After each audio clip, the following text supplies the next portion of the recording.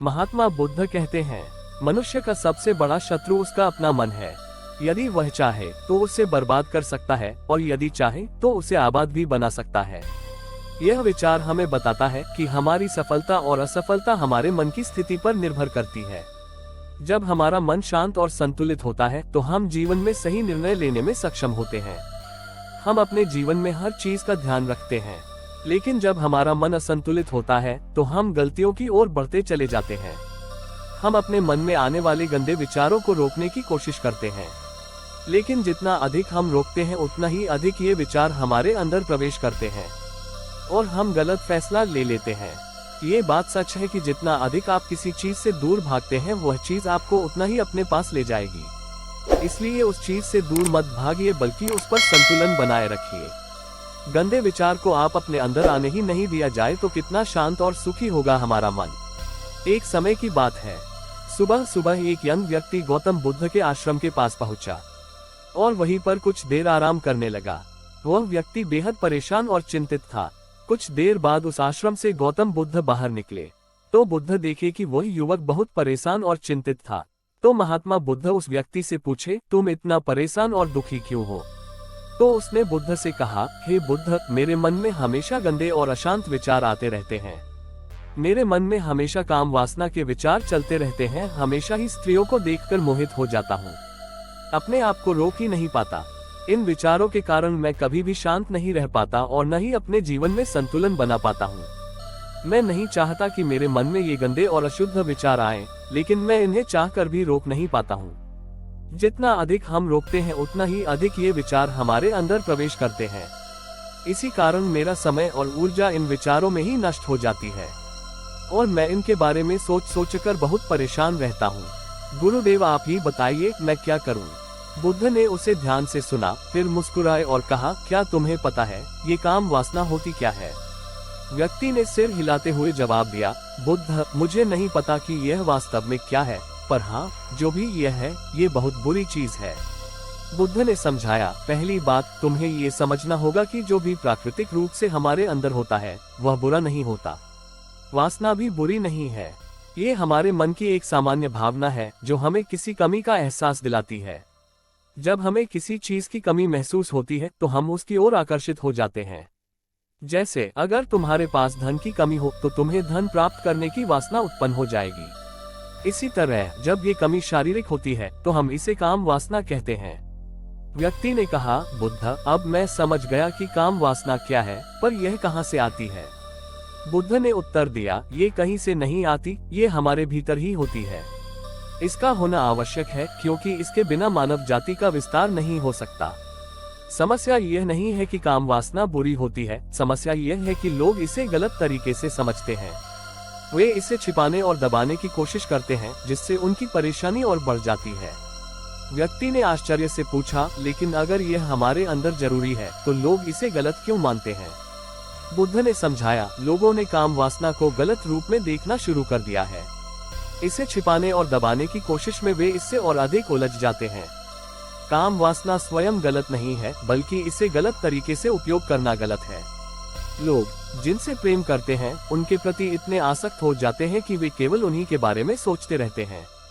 इसे अपना जीवन का लक्ष्य बना लेते हैं और यही गलत है। मन का संतुलन ही यहाँ महत्वपूर्ण है। बुद्ध ने उदाहरण देकर कहा, जानवर अपनी कामवासना का प्रयोग केवल संतान उत्पन्न करने के लिए करते हैं, आनंद प्राप्त करने के लिए नहीं। वे स्वाभाविक रूप से इसे अपने वंश को आगे बढ़ाने के लिए उपयोग करते हैं, क्योंकि उनके पास वह बौद्धिक क्षमता नहीं है जो इंसानों के पास है।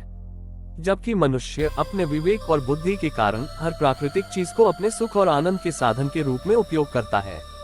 यही कारण है कि हमने कामवासना को अपने जीवन का लक्ष्य बना लिया है, लेकिन वास्तव में प्रकृति ने इसे हमें केवल वंशज बढ़ाने के लिए दिया है, न कि इसे बेलगाम करके जीवन को उस पर केंद्रित करने के लिए। व्यक्ति ने पूछा, महात्मा जी, फिर यह कामवासना हम पर हावी क्यों होती है और यह बेलगाम कैसे हो जाती है? बुद्ध ने कहा, ध्यानपूर्वक सुनो, अब जो मैं तुम्हें बताने जा रहा हूँ उससे तुम्हें कामवासना के बारे में सब कुछ समझ आ जाएगा। तुम्हारे सारे सवालों का जवाब मिल जाएगा। बुद्ध ने एक कहानी के माध्यम से उसे समझाना शुरू किया। एक समय की बात है, एक आश्रम में एक गुरु अपने शिष्यों के साथ रहते थे। उनके शिष्य रोज गांव में भिक्षा लेने जाते थे, जो आश्रम के पास एक नदी के रास्ते पर स्थित था। उनमें से एक शिष्य रोज भिक्षा लेने उस रास्ते से जाता था जहां नदी थी। एक दिन उसने देखा कि एक लड़का पेड़ के पीछे छिपकर कुछ देख रहा है। शिष्य लड़के के पास गया और पूछा, भाई तुम पेड़ के पीछे छिपकर क्या देख रहे हो? लड़के ने हैरानी से कहा, तुम्हें नहीं दिख रहा क्या? मैं वहां देख रहा हूँ। शिष्य ने नदी की तरफ देखा तो वहां कुछ लड़कियां पानी भर रही थीं। वे लगभग 14-15 साल की थीं। शिष्य ने फिर लड़के से कहा, अरे भाई, वहां तो बस लड़कियां पानी भर रही हैं, इसमें छिपकर देखने वाली क्या बात है? तब लड़के ने उसे अजीब नजरों से देखा और कहा, तुम्हें नहीं दिख रहा? देखो, ये लड़कियां कैसे नदी से पानी ला रही हैं। जरा उनकी अदाओं को देखो। उनके कोमल शरीर, पतली कमर जो मटके उठाते वक्त बल खा रही है, और उनके बाल कैसे लहराते हैं। ये दृश्य तो मानो सुंदरता की प्रतिमा है। शिष्य ने एक बार फिर नदी की ओर देखा और इस बार वह भी उन लड़कियों को निहारने लगा। पहले तो उसे इसमें कुछ खास नजर नहीं आया, लेकिन धीरे धीरे उसकी नजरें टिक गईं।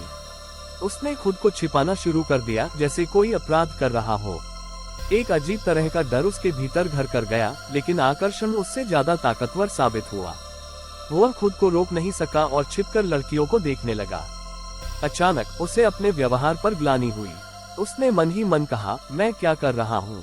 ये सही नहीं है, मुझे यहाँ से चले जाना चाहिए। ये सोचते हुए वह जल्दबाजी में वहाँ से आश्रम लौट गया। हालांकि वापस आने के बाद भी वह उन दृश्यों को भुला नहीं पा रहा था। उसकी आंखों के सामने वही दृश्य बार बार घूमने लगे। उसका मन किसी काम में नहीं लग रहा था। उसे लगने लगा कि वह खुद को किसी गलत आदत में फंसा रहा है, लेकिन उसे इसका कोई उपाय नहीं सूझा। अगले दिन सुबह होते ही वह भिक्षा के लिए जल्दी निकल गया और सीधा उसी पेड़ के पास पहुंच गया। वहां फिर से वह लड़का मौजूद था और दोनों मिलकर लड़कियों को छिपकर देखने लगे। अब यह उनका रोज का काम हो गया। शिष्य का मन बार बार वहीं जाने के लिए बेचैन हो जाता और आश्रम के कार्यों में उसकी कोई रुचि नहीं बची। वह न ठीक से सो पा रहा था, न ठीक से खाना खा रहा था। अब शिष्य का मन पूरी तरह से उन लड़कियों की सुंदरता में उलझ गया था। उसका ध्यान हर समय उन्हीं विचारों में डूबा रहता। उसे बार बार वही दृश्य याद आते और उसकी बेचैनी और बढ़ जाती।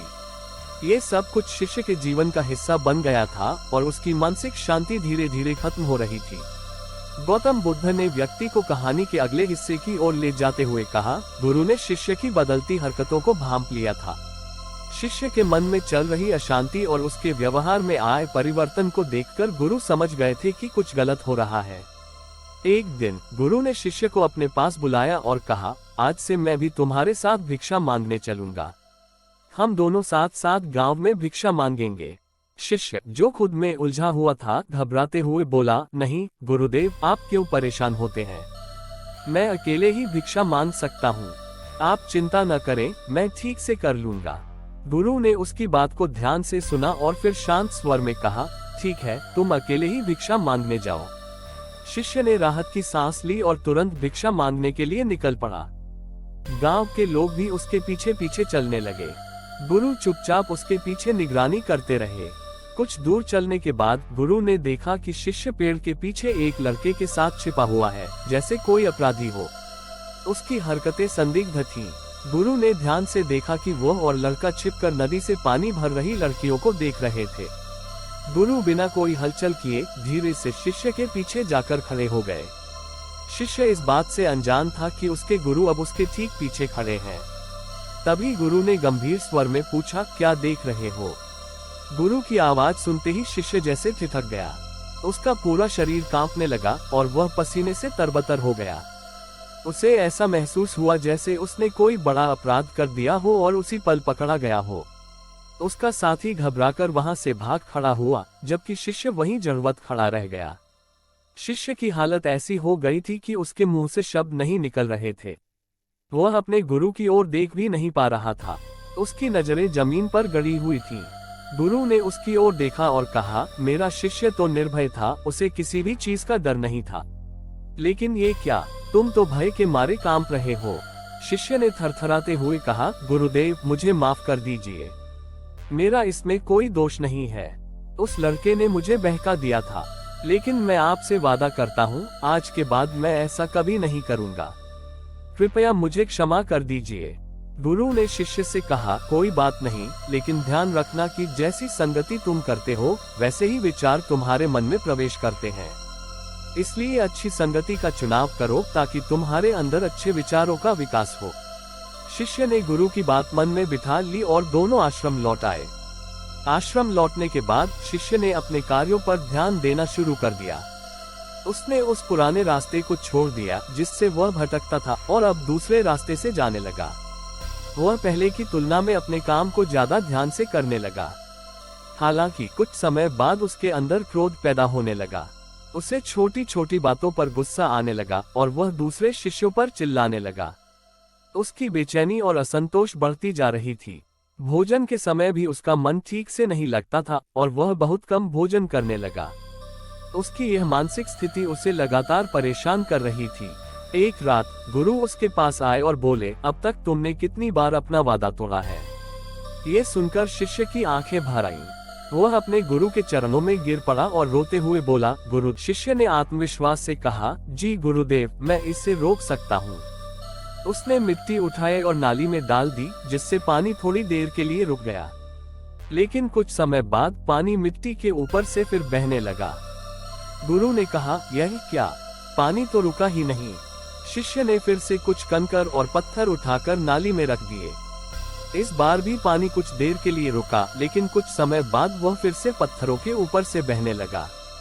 गुरु ने शिष्य से कहा, देखो, तुमने कहा था कि तुम इसे रोक सकते हो, लेकिन पानी तो फिर से बहने लगा। क्या हम किसी चीज को पूरी तरह से रोक सकते हैं यदि वह स्वाभाविक रूप से चल रही हो? शिष्य ने सिर झुकाते हुए कहा, गुरुदेव, लगता है मैं इसे पूरी तरह से रोक नहीं सकता। गुरु मुस्कुराए और बोले, अच्छा, अब जरा ध्यान से देखो, क्या सच में पानी पूरी तरह से रुक गया है? शिष्य ने ध्यान से देखा और पाया कि पानी पीछे की नाली को तोड़कर बाहर निकल रहा था और किनारों से बहकर आगे की ओर जा रहा था। गुरु ने कहा, देखो, इस पत्थर के ऊपर से भी पानी धीरे धीरे बहने लगेगा और यह अपना रास्ता बदलकर फिर से आगे बढ़ जाएगा। जैसा गुरु ने कहा था वैसा ही हुआ। पानी कुछ देर बाद पत्थर के ऊपर से बहने लगा। ये देख शिष्य का चेहरा उतर गया। गुरु ने शिष्य को समझाते हुए कहा, तुम्हारे साथ भी यही हो रहा है। तुम बार बार प्रयास कर रहे हो, बड़े से बड़ा प्रयास, लेकिन हर बार वह असफल हो रहा है। चाहे जितना भी बड़ा पत्थर रख लो, पानी तो अपना रास्ता बना ही लेगा। शिष्य ने गुरु से पूछा, गुरुदेव, क्या कोई तरीका नहीं है जिससे मैं इन बुरे विचारों से छुटकारा पा सकूं, ताकि वे मेरे मन में आए ही ना? गुरु ने शिष्य को एक नदी के पास ले जाकर कहा, देखो, यही नदी वह स्रोत है जिससे बगीचे तक पानी जा रहा है। अगर हम यहीं से पानी का रास्ता बंद कर दें तो क्या वह बगीचे तक जा पाएगा? शिष्य ने जवाब दिया, नहीं गुरुदेव, अगर हम इस रास्ते को बंद कर दें तो पानी बगीचे तक नहीं पहुंच पाएगा। मैं ये रास्ता अभी बंद कर देता हूँ। फिर शिष्य ने बड़ी मेहनत से पत्थर और मिट्टी डालकर पानी का रास्ता बंद कर दिया और गर्व से कहा, अब ये पानी बगीचे तक नहीं जाएगा। गुरु ने कहा, लेकिन शिष्य, अगर पानी बगीचे तक नहीं जाएगा तो पेड़ पौधों को पानी कैसे मिलेगा? वे तो मुरझा जाएंगे। कुछ पौधे तो ऐसे हैं जिन्हें रोज पानी की जरूरत होती है। वे बिना पानी के सूखकर मर जाएंगे। उनका क्या होगा? ये सुनकर शिष्य ने तुरंत वह रास्ता खोल दिया जिससे पानी फिर से बगीचे में जाने लगा। शिष्य ने सोचा, पानी तो आवश्यक है, उसे रोकना समाधान नहीं है। गुरु ने फिर पूछा, शिष्य, अगर हम इस नदी के गुरु ने उसकी ओर शांत दृष्टि से देखा और कहा, माफी की बात नहीं है, बल्कि यह समझने की बात है कि तुमने अपने मन को किस ओर मोड़ लिया है। अपने मन को नियंत्रित करना ही सबसे बड़ी चुनौती है और यही तुम्हें सीखना होगा। शिष्य ने गुरु की बात सुनी और समझा कि समस्या बाहर नहीं बल्कि उसके भीतर है। शिष्य ने स्वीकार करते हुए कहा, गुरुदेव, आप बिल्कुल सही कह रहे हैं। मैं अपनी संगति के कारण अपने मार्ग से भटक गया था। उस रात शिष्य ने पहली बार बहुत शांति से नींद ली। अगली सुबह वो पूरे मन से अपने कार्यों में लगा और फिर भिक्षा लेने निकल पड़ा। जब वह नदी के पास पहुंचा जहां लड़कियां पानी भर रही थीं, उसने उनसे पानी मांगा। एक लड़की ने उसे पानी पिलाया और उसके चरण छुए। शिष्य ने उसे आशीर्वाद दिया, तुम्हारा कल्याण हो। उसके मन में एक सकारात्मक ऊर्जा का संचार हुआ। उसके चेहरे पर मुस्कान आ गई, जैसे उसे खोई हुई शांति फिर से मिल गई हो। वह मन में संतोष और नई ऊर्जा लेकर अपने रास्ते पर आगे बढ़ने लगा। तभी वह लड़का, जो पहले से पेड़ के पीछे छिपकर लड़कियों को देख रहा था, उसके पास आया और बोला, क्या बात है, आज तो तुमने करीब से देखा, तुम तो मुझसे भी आगे निकल गए। शिष्य ने उसकी बात सुनी और शांतिपूर्वक उत्तर दिया, हम हमेशा दूसरों को देखने में व्यस्त रहते हैं, लेकिन कभी खुद का दर्शन नहीं कर पाते। तुम कब तक इस पेड़ के पीछे छिपते रहोगे? किसी को पसंद करते हो तो उससे साफ साफ बोल दो। अगर वह भी तुम्हें पसंद करती है तो उससे विवाह कर लो, लेकिन पहले खुद को जानो, खुद को समझो। इस तरह अपना समय बर्बाद मत करो। लड़के ने शिष्य की बातें सुनी और उसकी गंभीरता को महसूस किया। शिष्य ने उसे समझा दिया था कि जीवन में अपने अंदर झांकना जरूरी है, बाहरी चीजों के पीछे भागने से कुछ हासिल नहीं होता। फिर वह लड़का रोज उस शिष्य से मिलने लगा और उसने नदी पर जाना छोड़ दिया। धीरे धीरे उसने अपना जीवन बदलना शुरू कर दिया और कुछ बनने के लिए मेहनत करने लगा। शिष्य की संगति ने उसे सही दिशा दिखाई और उसकी सोच में परिवर्तन आ गया। इस घटना से साफ पता चलता है कि संगति का हमारे विचारों पर कितना गहरा असर होता है। अगर हम अपनी संगति बदलते हैं तो हमारे विचार भी बदलने लगते हैं। संतुलन ही जीवन का आधार है। विचारों को नियंत्रित करो, लेकिन उन्हें दबाओ मत। उन्हें सही दिशा में प्रवाहित करना सीखो। ये कहानी सुनाते हुए बुद्ध ने व्यक्ति से कहा, देखो, मन की जिज्ञासा और आकर्षण स्वाभाविक है, लेकिन जब तुम उसे बेलगाम छोड़ देते हो तो वह तुम्हें नियंत्रित करने लगता है। ये सब हमारे मन की जिज्ञासा और असंतुलन के कारण होता है। जैसे उस लड़के को लड़कियों को देखना कुछ खास, ये स्वाभाविक है कि जितना तुम उस विचार से दूर भागने की कोशिश करोगे हो, वह विचार उतना ही तुम्हारे करीब आता रहेगा। उस समस्या का समाधान उनसे भागना नहीं, बल्कि उसका सामना करना और उसे समझना बहुत जरूरी है। तुम अपने मन को शांत और संयमित कर सकते हो।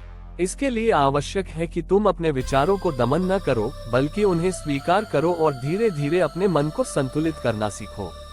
बुद्ध ने उस व्यक्ति को ध्यान और आत्मनिरीक्षण का अभ्यास करने की सलाह दी।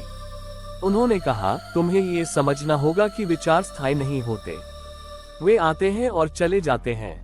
अगर तुम इन विचारों से लड़ने की बजाय उन्हें स्वाभाविक रूप से देखने की कोशिश करोगे, तो वे धीरे धीरे तुम्हारे मन पर से अपना प्रभाव खो देंगे। बेलगाम इच्छाओं को अगर समय रहते न संभाला जाए, तो वे तुम्हारी शांति और संतुलन को नष्ट कर सकती हैं। केवल सोच लेने या शपथ लेने से ये सब रुकने वाला नहीं है, क्योंकि तुम्हारे अंदर एक असीम ऊर्जा है, एक शक्ति है जिसे तुम्हें संतुलित ढंग से उपयोग करना है। तुम एक जीवित ऊर्जा हो जिसे अनुभव करने और निर्माण करने की स्वतंत्रता है। इसलिए अपने आप को पहचानो। गौतम बुद्ध ने उस व्यक्ति से पूछा, क्या तुम्हें अब अपने सारे सवालों का जवाब मिल गया? उस व्यक्ति ने सिर झुकाते हुए कहा, हाँ महात्मा जी, आपका बहुत बहुत धन्यवाद। ये कहकर गौतम बुद्ध मौन हो गए और वह व्यक्ति समझदारी से सिर झुकाकर वहां से चला गया, अपने जीवन में एक नई शुरुआत की प्रेरणा लेकर। गौतम बुद्ध की इस शिक्षा ने उस व्यक्ति को नई दृष्टि दी। उसने समझा कि मन को नियंत्रित करने का मार्ग उसकी लड़ाई में नहीं, बल्कि उसे समझने और शांत करने में है। धीरे धीरे उसने ध्यान और आत्मचिंतन के माध्यम से अपने विचारों पर नियंत्रण प्राप्त किया और वह आंतरिक शांति की ओर बढ़ा। इस कहानी का संदेश साफ है कि अपने विचारों और संगति को बदलने से हम अपने जीवन में सकारात्मक परिवर्तन ला सकते हैं। अगर आपको आज के इस वीडियो से कुछ सीखने को मिला हो तो हमें कमेंट में बताएं। इस वीडियो को उन लोगों के साथ साझा करें जिन्हें इसकी जरूरत है और हमारे चैनल को सब्सक्राइब करना न भूलें। जल्दी ही हम एक नए ऐसे ही पावरफुल वीडियो के साथ मिलेंगे। तब तक अपना ख्याल रखें। धन्यवाद।